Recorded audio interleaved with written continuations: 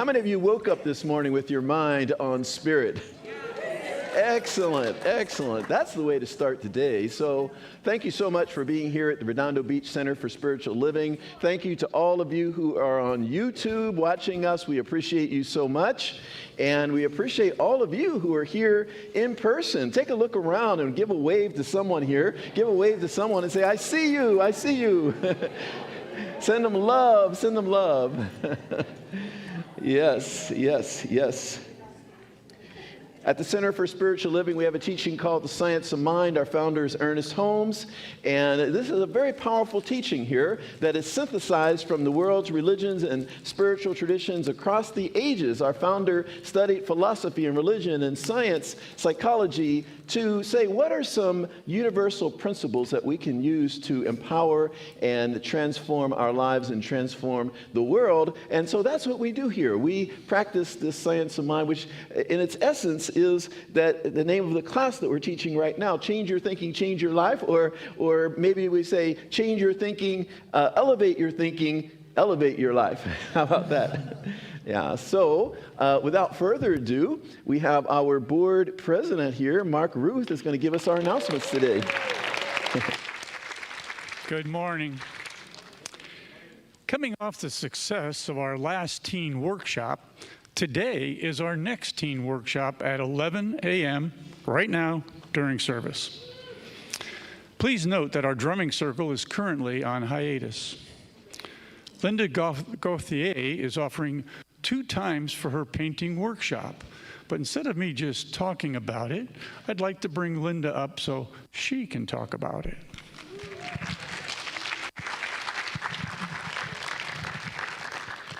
Are there any more of my students out there with paintings that would like to come up? Okay, hi, my name is Linda. I'm an artist, and these are my students proudly displaying their work. This work I'm holding is Beverly Conover's. Thank you so much, Beverly, darling. Come to my art workshop. Open yourself up to your creativity. Learn the secret of how to paint a gallery quality painting in one day without years and years of study.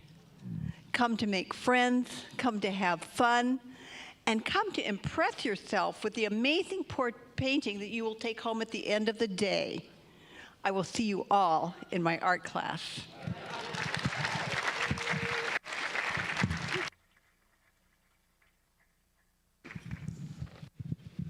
All right, and just as a reminder, that class you can attend either this Friday, February 28th, or Saturday, March 1st. For more details, see the flyer on the activity table.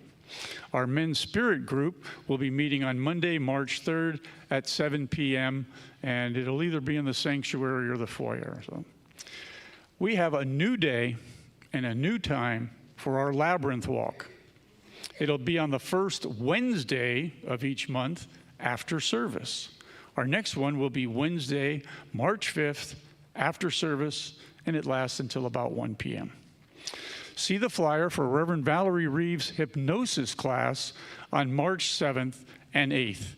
You'll be mesmerized. For a full list of activities, see the weekly e-newsletter, Spirit Speaks magazine, and the activity table. Also at the activity table are handouts for the ongoing season for nonviolence and the flyer for the Bears of Love in February. And as you can see, the bears and other animals, including humans, are filling up the seats in the sanctuary. Save the date for our annual membership meeting on March 16th after service. Looking for a meaningful gift or a new read? Our bookstore is back. Stop by and check all the wonderful things we have there.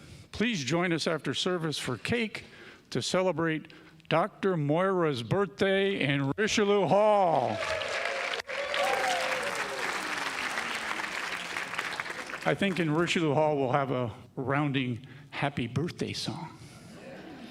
If you would like prayer for something in your life, please come to the front of the sanctuary by the piano after service. One of our practitioners will lead a prayer circle.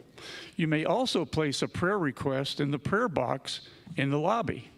Or, for a short treatment, you can approach any practitioner and ask for a quick private session. If you are here for the first time, please raise your hand so the ushers can offer you a free gift bag. Anybody here for the first time? There we go. We got a winner right there. Ushers, yeah, perfect. Thank you very much for your attendance. So be sure to stop by our new friends table for more information about us. There you can also provide your email address so we can send you our weekly e-newsletter. Thank you for bringing the gift of your presence here today. It wouldn't be the same without you. And a big thank you to all of our wonderful volunteers.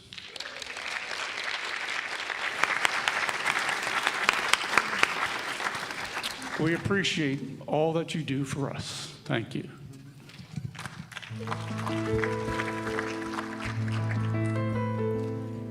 I would invite you all to take a moment and close your eyes.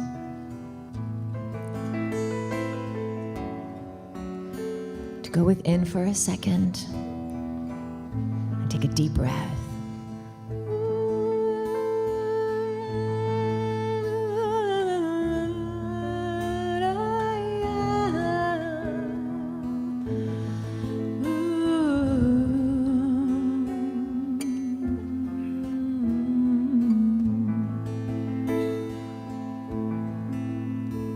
Let go of the shore and let the water carry you. Let go of the shore, let go of the mystery.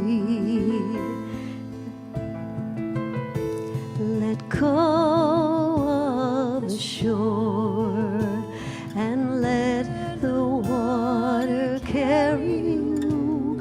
Let go of the shore, float into the mystery.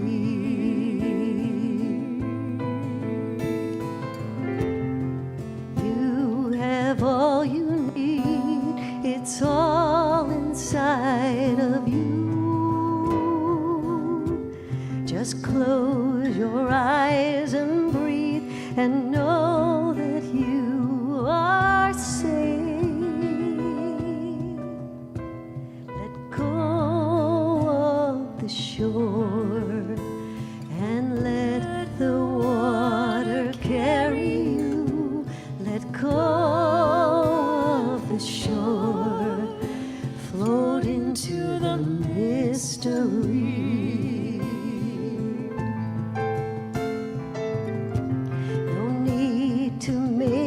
Plan, your heart will be your compass.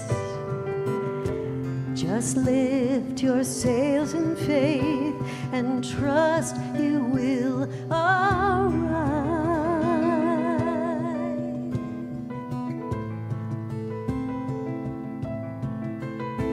Let go of the shore and let the water carry you.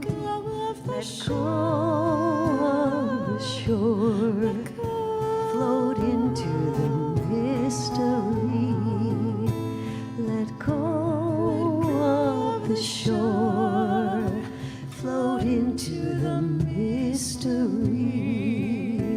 Let go of the shore, float into the mystery.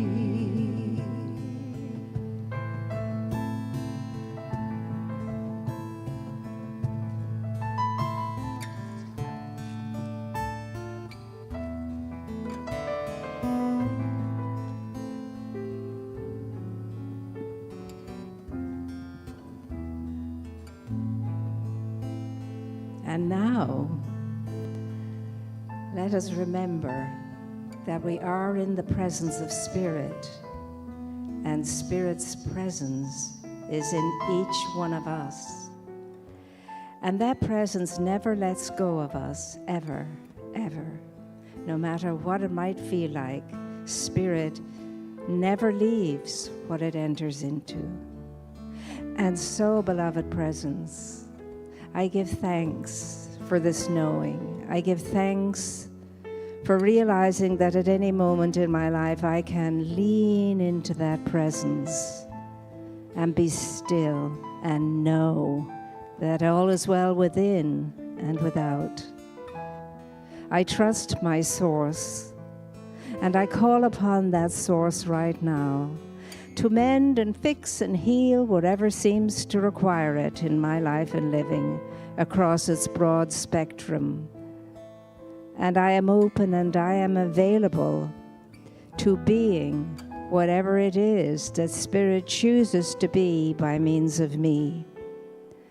I am a conscious part of the work of the kingdom, and I am here to express that amazing energy of the Most High Holy Spirit. And so with God with me and God for me, nothing and no one can be against me.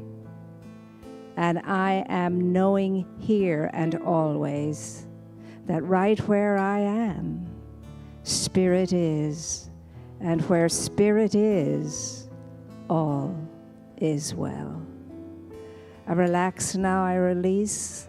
I let this statement of truth be released into the law, knowing it is already responded to, as I say. And so it is.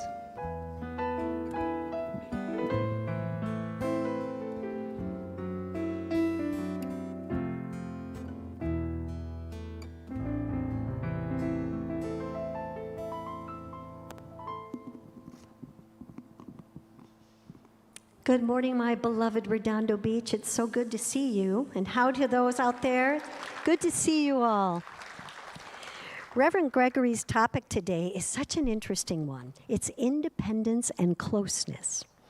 And, you know, if we think about it in terms of how our prayer treatment begins, it begins with, there is one power, it's God, and I'm one with it. I'm one with it.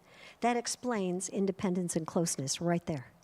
Right there. Because what it tells us is that there is only one power, and we are all part of that divine pattern in the mind of God. But in doing so, we are born with free will. So that means that we're at choice every day to choose what it is that we want to create in our experience. We're not, as I say, we're never victims. We're victorious in everything, even if it's not so hotsy-totsy. We're victorious in it. So pretend like, you know what? I know that this God power is moving through me. That's the beauty of this teaching, that it doesn't tell us what to think, but it does show us how to think. That understanding that I'm a co-creator with Spirit, and that power lives, moves, and has its being through me as I direct it, as I give it thought.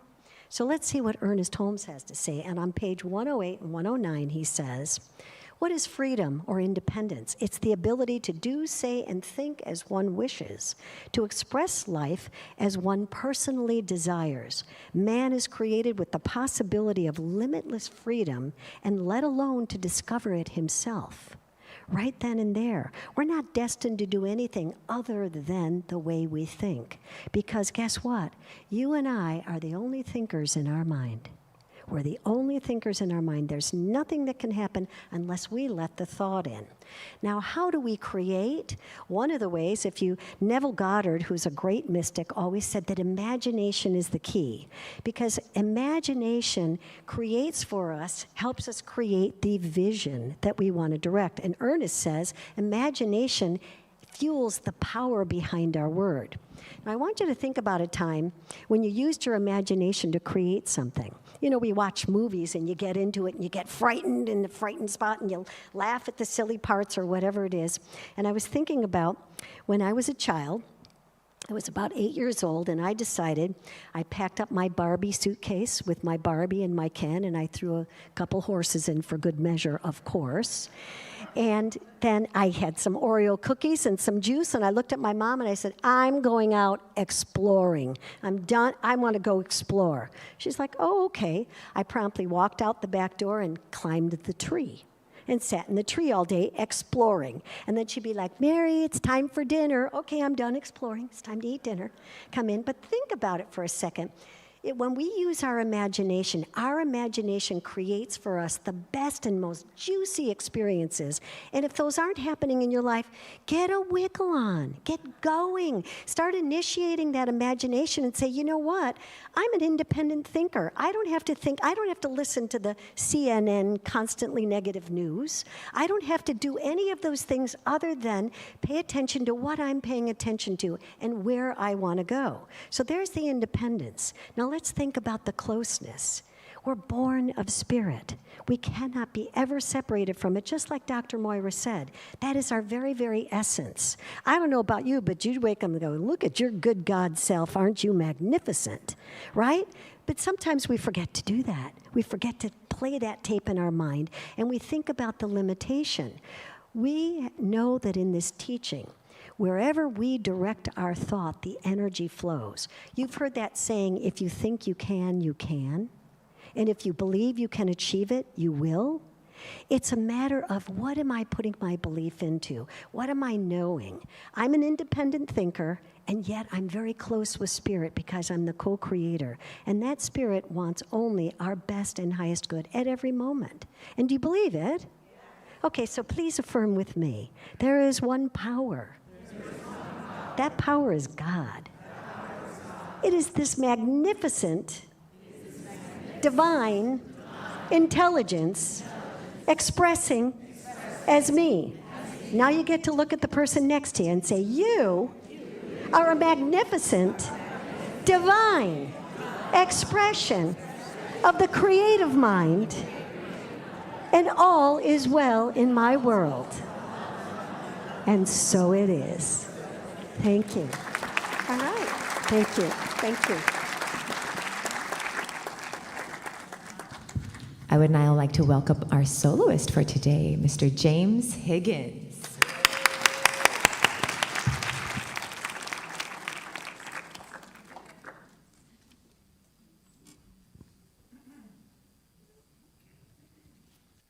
Good morning.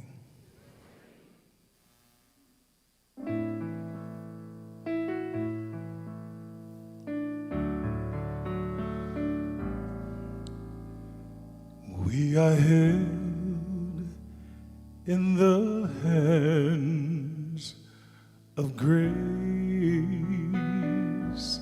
forever safe in the arms of love. Like a child receives protection from a mother's warm embrace, we are held in the hands of grace. Just as sure as the sun will rise, I know that Spirit watches over me, and I know that I'm protected from any harm that comes to be. We are held in the hands of grace. Put your trust and your faith in God, and you will never be alone again. When your heart becomes connected to your soul, then you will be free to be held in the hands of grace. We are held in the hands of grace, forever safe in the arms of love. When your heart becomes connected to your soul, you will be free to be held in the hands of grace, to be held in the hands of grace.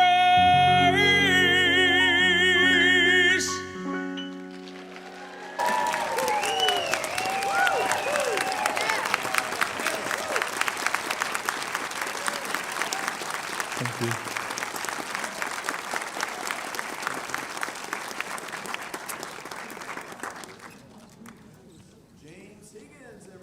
James Higgins. James Higgins, we're loving it, loving it. What an amazing voice. Thank you so much for being here today and delighting us with your presence. How we all doing so far? All right, we're just getting rolling here.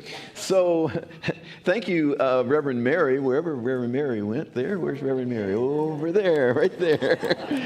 Reverend Mary, let's give Reverend Mary some love. She's up in here singing, giving us a little message. Yeah, when Reverend Mary was talking about Victorious, it reminded me there was a company I worked for where we had a phrase, it was declare victory and move on.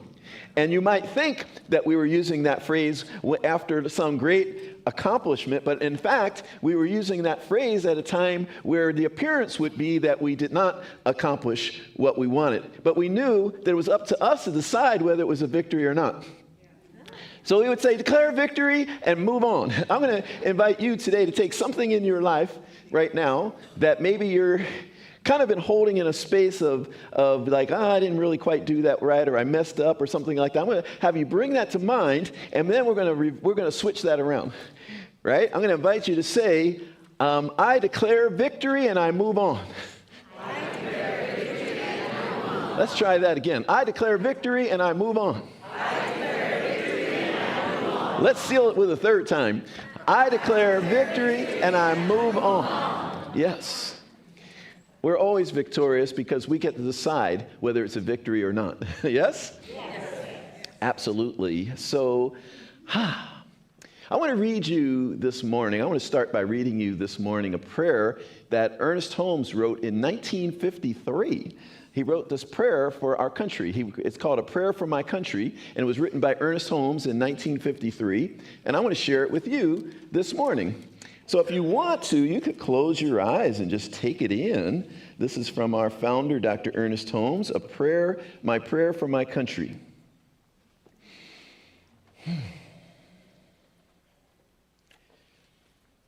He says, believing in the divine destiny of the United States of America and in the preservation of liberty, security, and self-expression, I offer this, my prayer for my country. I know that divine intelligence governs the destiny of the United States of America, directing the thought and the activity of all who guide its affairs.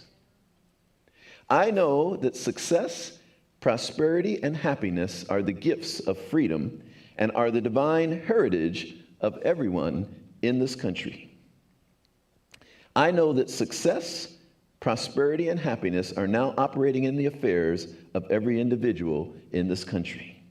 I know that divine guidance enlightens the collective mind of the people of this country, causing it to know that economic security may come to all without the loss of either personal freedom or individual self-expression. I know that no one can believe or be led to believe that freedom must be surrendered in order to ensure economic security for all. The all-knowing mind of God contains the answer to every problem which confronts this country. I know that every leader in this country is now directed to this all-knowing mind and has the knowledge of a complete solution to every problem, and each is compelled to act upon this knowledge to the end that abundance, security, and peace shall come to all. And I know that this spiritual democracy shall endure, guaranteeing to everyone in this country personal liberty, happiness, and self-expression. And so it is. Amen. Isn't that beautiful? Some truths are eternal and prayers are eternal. It's almost like if he would have written that prayer for us today, it would have totally fit, right? But that was written in 1953 by our founder. So I just wanted to share that. I just came into my awareness and I thought, yeah, how perfect to share that as our country goes through lots of change and what have you. So there you go. And I wanted to, we've been talking about conscious loving all of this month. And I wanted to say that this is really what we're here for, is love. Yes, we're really here for love. All the rest of it is just whatever. We're really here to love. We're really here to love each other. We're really here to love all of our fellow beings, our animals, our plants, our planet, all of our beings on this planet. We're really here to love. Can we just be, people ask me all the time, because I do a lot with conscious communication and conscious relationship and all that sort of thing. People ask me, well, should I say this or should I handle it this way or should I handle it that way? And my answer always, because I don't know anything more than anyone else about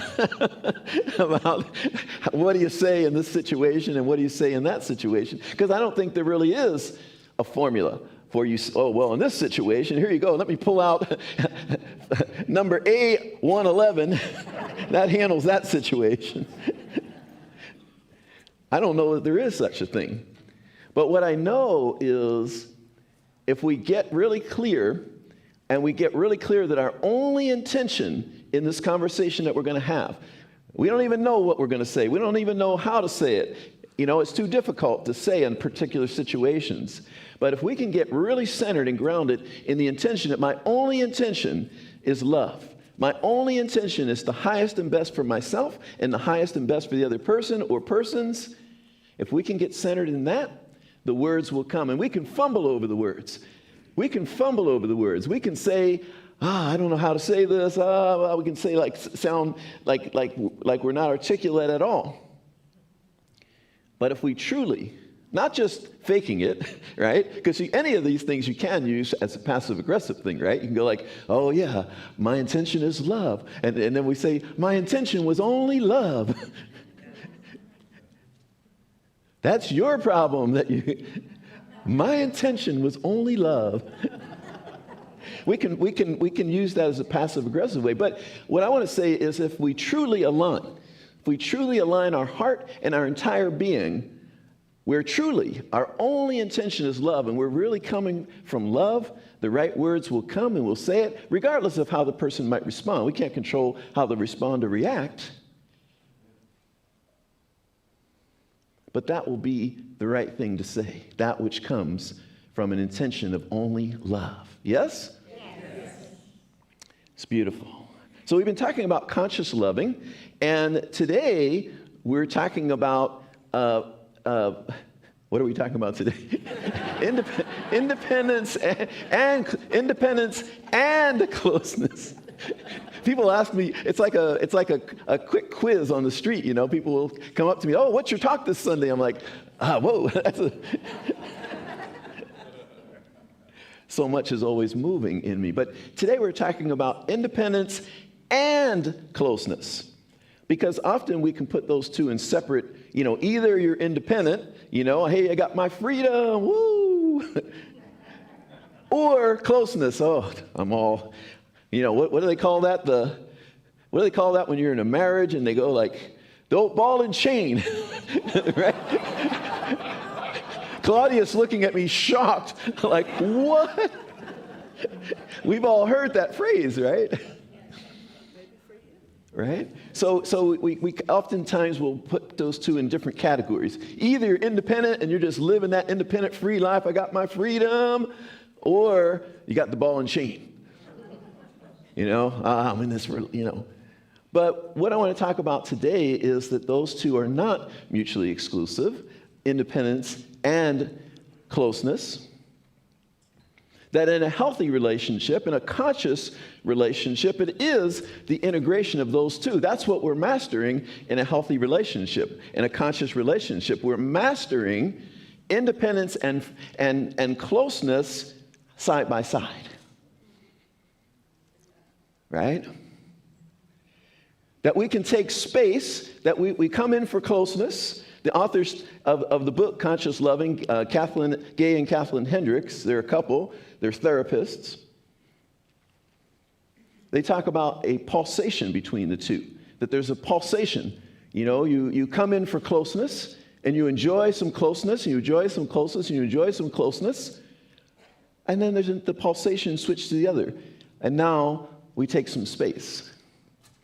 Which doesn't necessarily mean we go off to the Bahamas, although it could.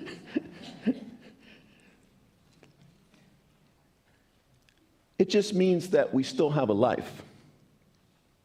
It means that we still have our own life, right? That we're not so absorbed into the relationship that we disappear. So in a healthy relationship, I know for me, you know, before I became so conscious and enlightened as I am now, yes, that was in my former days, Claudia. The ball and chain, that was in my unenlightened days. I remember that the idea of someone wanting to take space in a relationship was really uncomfortable for me. Like, what? Did I do something wrong? Are we not like enjoying this and having a great time? Why do you want space? But that's a codependent relationship where the person can't take space, right?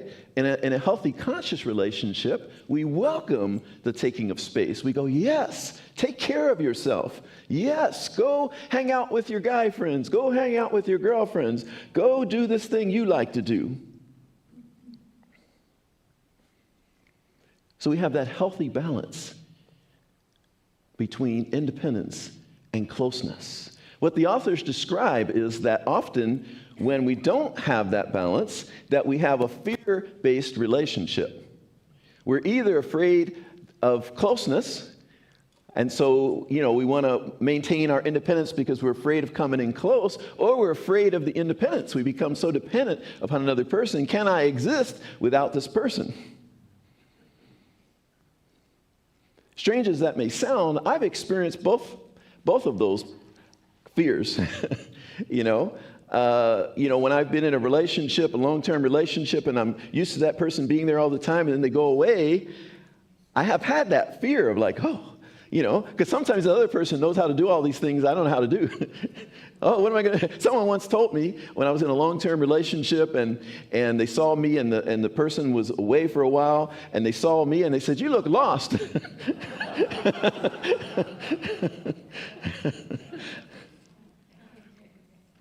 But this is what we're learning as we be on this conscious path. We're learning that I can still, we can be in a relationship and we can still stand on our own. We can be in a relationship and we can still live fully our lives. We can still be on our journey and on our path, and not everything we do will be with that person. Right? Not everything we do will be with that person. Some things we do, they won't have the same interest. People always ask me, because they know I like to play tennis. They say, like, if I've met someone new, they say, "Oh, does she play tennis?" And I go, it doesn't really matter, because there's all these other things we have in common. She doesn't play tennis, but we have all these other things in common. Let me read you a few things from the Conscious Loving book on this topic here.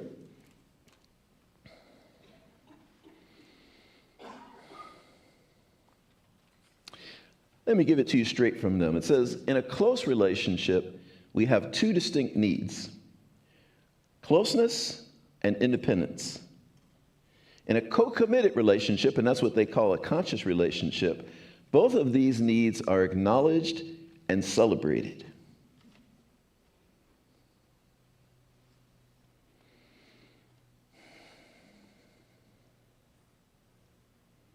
You get close, and when it is time, you separate for a while.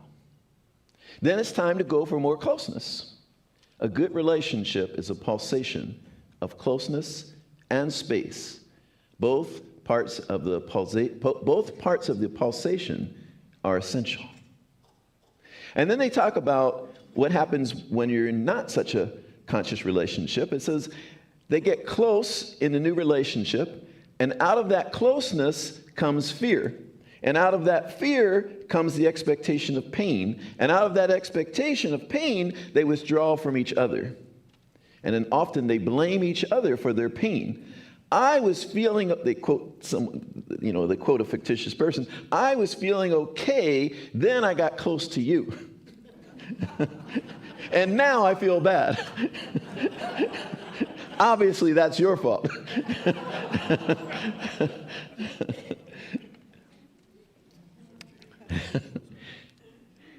But I always think of relationship as the most amazing path to our spiritual enlightenment and our spiritual unfolding, because there's nothing like the mirror of that relationship, that person that is fully seeing you to bring up any of our unhealed patterns and our unhealed stuff. And if we're conscious, we'll recognize that those patterns and that unhealed stuff was already there, and we'll use it as an opportunity to heal and to grow. If we're unconscious, what will we do? Blame the other person, right? They call it projection, which projection means that you're making someone else responsible for something that really is our responsibility. Yes? Yes. So the invitation today really is to be in that space with not only your intimate partner or partner that you're calling in, or your friend, or any of your relationships in the congregation, that we're not building our relationships based on fear, right? Like, we're not trying to find someone, to fill, this void in us. It's not a fear-based thing. It's like, I have to have someone. I can't be in my life alone. That's a fear-based desire for a relationship. And we're not desiring independence based on fear. Like, if I get close to this person, I'm going to get so absorbed in it, or I'm going to lose myself. So it requires us. It requires us to really stand in the fullness of who we are. It requires us to be able to claim what it is that we need in that moment, when we need space, when we need we need something different than what that other person needs in that moment, to be able to claim that.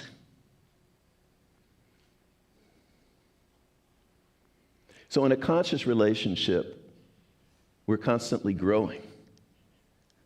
When we see those fears that come up, rather than run away, rather than push them down, rather than project onto the other person, in the Science of Mind teaching, we really look at what is the belief behind those fears. What is it I'm believing right now that has me fear that I can't stand on my own? Or what is it what am I believing about relationship right now and myself that has me believe that if I get close to another person, I'll lose myself? And we start to dismantle those beliefs. We start to see the falsehood of those beliefs, and we start to replace them with a greater truth. Right? So if I am whole, perfect, and complete, say that with me right now. I am whole, perfect, and complete. I am whole, perfect, and complete. I am whole, perfect, and complete. This is the consciousness, this is the feeling, this is the vibration that we enter into our relationships with. This is the vibration. Oftentimes in churches, we'll say, there's not enough people for this, there's not enough people for that. You can't find people for this, you can't find people for that. We don't have enough of this. And that's a fear-based way of looking at the relationship with the congregation. What I have found over and over and over again, from small communities to medium-sized communities to larger communities.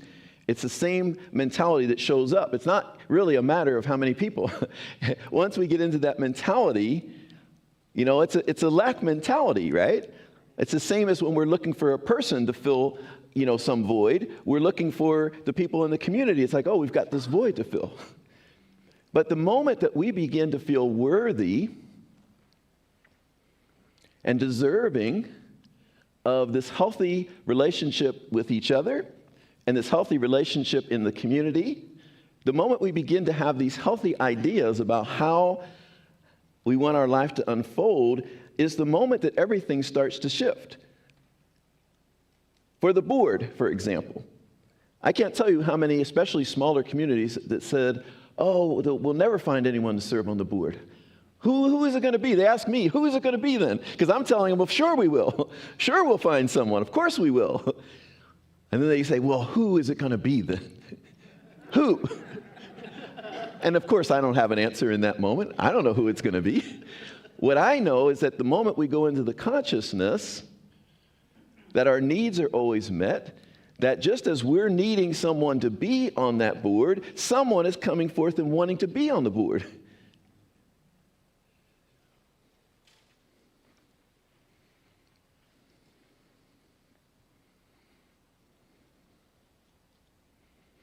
This is our last week where we're talking about conscious loving. There's so much to be said on this topic. I almost don't want to stop. But we're going to go to another important topic next month on unity. So we're going to talk about unity. And we might have to go to some, we're going to be talking about shadow, and we have to go to some places next month. And are you all up for that? You can handle it? You can't handle the truth. No, wait, that's a different show. I'm glad you're saying that because I really, for me, and I'm about to close here, for me, when I would go in and work with communities that were having challenges, what I would tell people is a healthy community is not a community where there's never any conflict, there's never any disagreement, that's not how I define a healthy community. I define a healthy community as a place where we could talk about anything and we could work through it. We could talk about anything.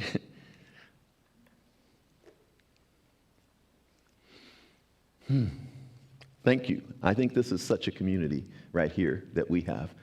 I think that this really is.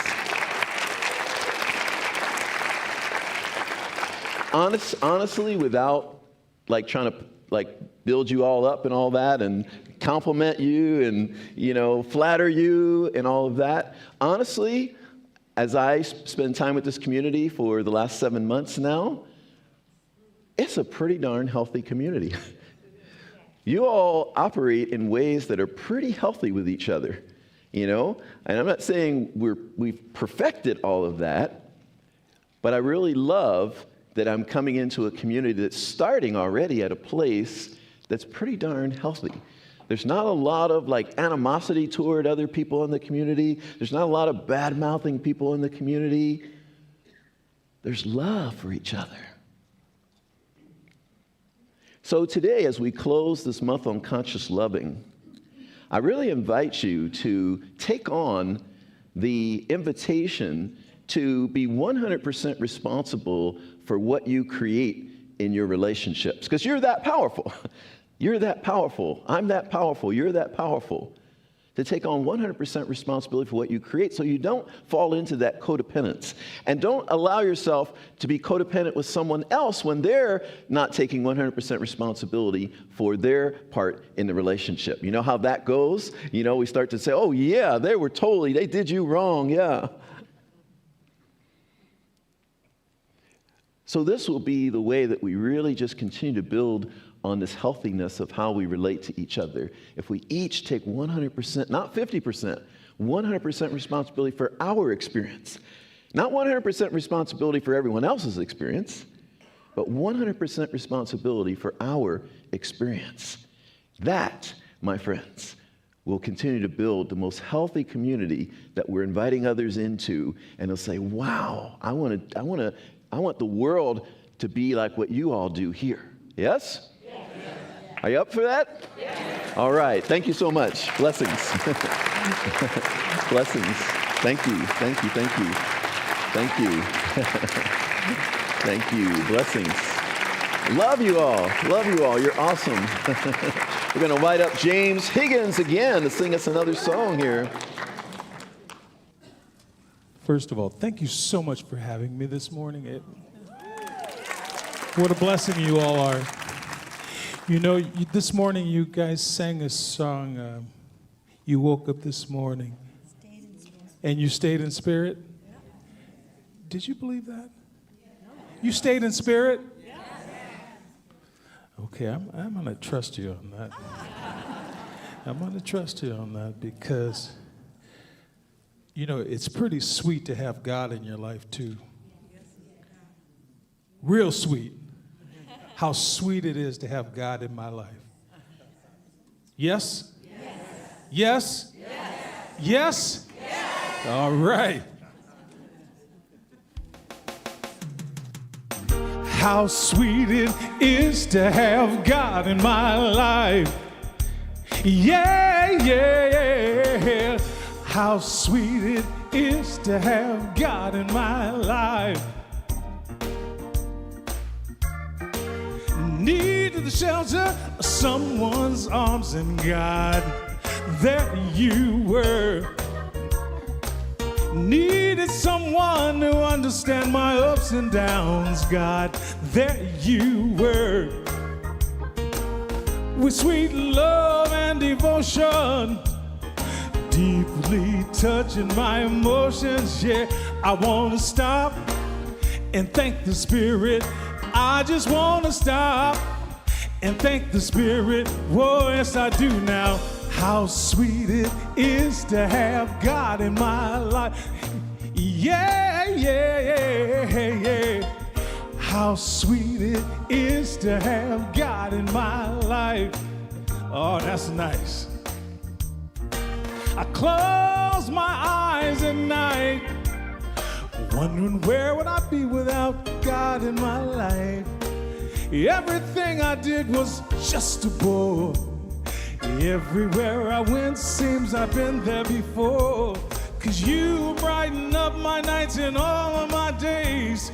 And I want to thank you in so many ways. I want to stop and thank the Spirit. I just want to stop and thank the Spirit. Sing it with me. How sweet it is to have. I'm not convinced. How. That's what I'm talking about. Yeah!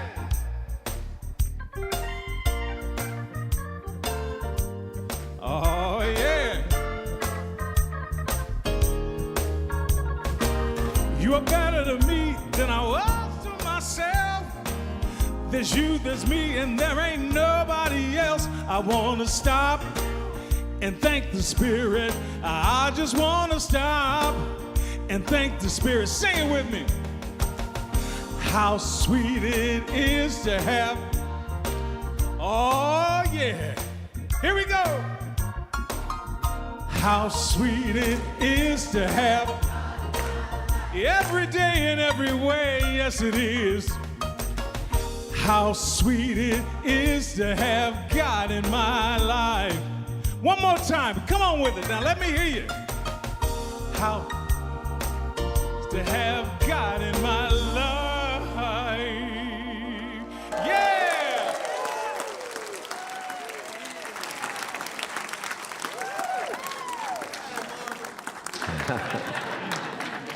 Oh, yes. Let's hear it again for James Higgins. Woo. How sweet it is to have you here today. Yes, that was beautiful. Thank you so much. We reached our time of conscious giving. I want to acknowledge the amazing invocation prayer that we had from our Minister Emeritus, Dr. Moira Fox, today. That was an awesome prayer. That was so awesome. Thank you so much for that. And we're going to celebrate Dr. Moira's birthday after the service over in Richelieu. We got a cake. We're going to sing happy birthday. Be sure to come over there. It's going to be fun. I'm 21 and She's 21 and a bit. I love it. I love it. She said the bit is the biggest, but you know. We love Dr. Moira. We love you, Dr. Moira. Thank you so much. Yes.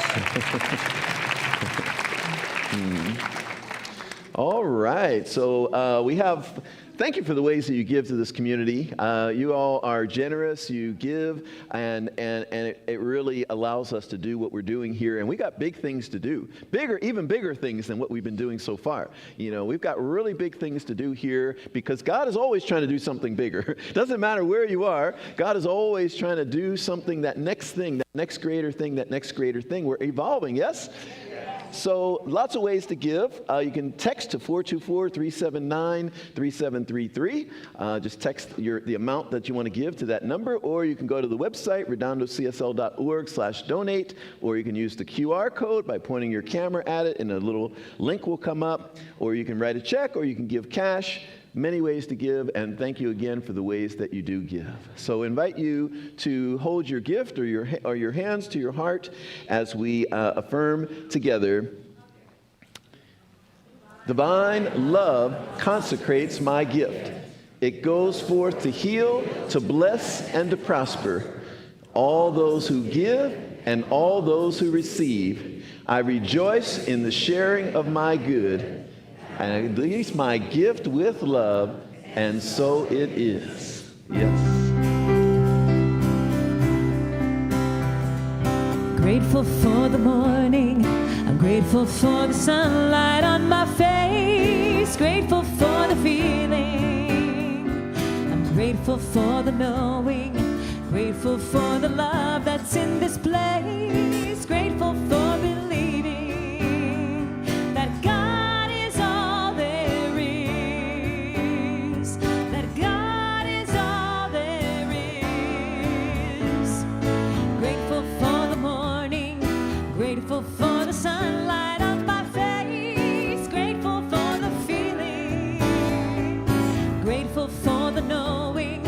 I'm grateful for the love that's in this place. Grateful for believing that God is all there is. That God is all there is. God is all there is. It's true. God is all there is. And we've got John Louis over there on the guitar. Got Belinda over there. And I bet most of you don't know that Belinda does sound healing. She does sound healing. And so we're going to have Belinda on. There's going to be a Sunday where she's going to do a sound bowl. What are we calling it? Sound bath. So you can just be bathed in all this beautiful sound and get your healing through sound. Yes? Yes.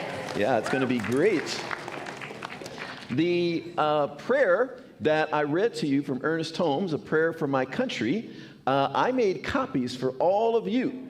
And those are out there in the lobby. And my ask of all of you, you know how in the morning everyone's doing your 2 minutes in the morning, at least 2 minutes, where you have 1 minute where you meditate, 1 minute where you affirm and pray. I'm going to ask you to add another minute to your morning practice and read, for the next 30 days, read that prayer with me, a prayer for our country. And I'm going to invite us to read that together. And thank you. And we're going to read it in the service for the next 30 days as well. So I'll read it each time we do a service. And we're going to be in prayer for our country. We're just holding up the highest and best for our country, knowing that we live in an amazing country and that it's just stepping into even greater amazingness because that's how it works, right? So we're gonna discard appearances and we're gonna declare what we want it to be. Yes? All right. Let us stand. Let's stand.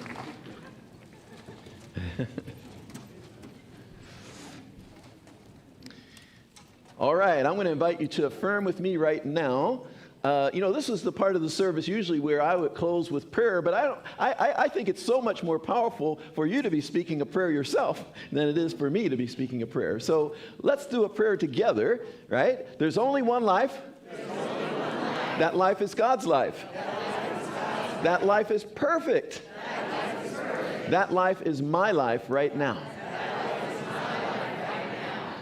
As such, I speak my word. And then let's put your name in there, like, I, Gregory, speak my word. I, Gregory, speak my word. And it is a word of power, unto the law, which receives it and acts upon it. Therefore, I declare, I am whole, perfect, and complete. I enter all my relationships that way. I'm good with independence. I'm good with taking space. I'm good with letting others take space. I'm also good with closeness. I welcome closeness. Love guides my life. Love guides my affairs. And love prevails. I am grateful. It is done. And so it is. Yes. Thank you all. Thank you. Thank you. And I love it. You all are already holding hands. That's great. You're already ready. And I love that you all do something that I always miss because I get out of here while you're singing the peace song. But there's what's that thing you all shout out at one point in the peace song? Now. Yeah. I never heard that before. I'm like walking through the hallway and I hear now. Whoa. I might have to stay in here one time just to experience that. So if you're not already and you're comfortable doing so, walk across the aisle, take someone's hand, and let's hold hands here. This is a time where we really need to walk this journey together. We really need to hold each other's hands and walk this journey together. Be in it together. We're not alone. None of us are alone. We're walking this journey together. I'm calling the practitioners and ministers to come forward to join us for the peace song. Come on forward, ministers and practitioners.